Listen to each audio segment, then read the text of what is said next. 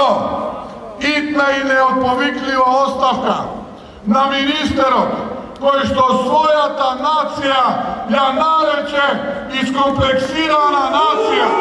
Итна и неотповиклива оставка на министерот за терор и прогон. Веднаш, како трето, да сопре иницијативата од владата за покачување на даноците во Република Македонија. Веднаш, продолжување на проектот за гасификација на Македонија од централно до општинско ниво за вистински почист воздух на сите граѓани во Република Македонија.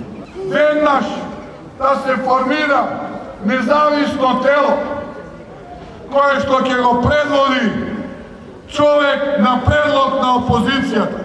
Шесто, почитување на јасно изразената волја на народот на референдум.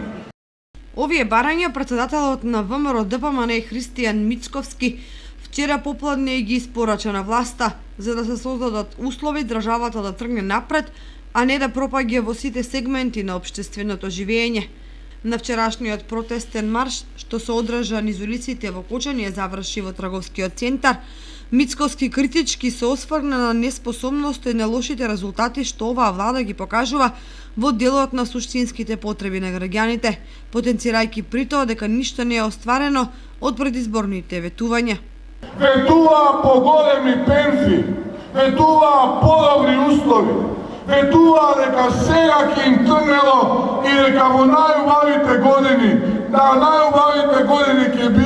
ќе уживале, ќе им биле поубавите години од претходните. Обреќањето на Мицковски го следеа членови на централното и на локалното раководство, членови на партијата, симпатизери и граѓани, а се одвиваше во препознатлив декор со партиски знамења и патриотската музика.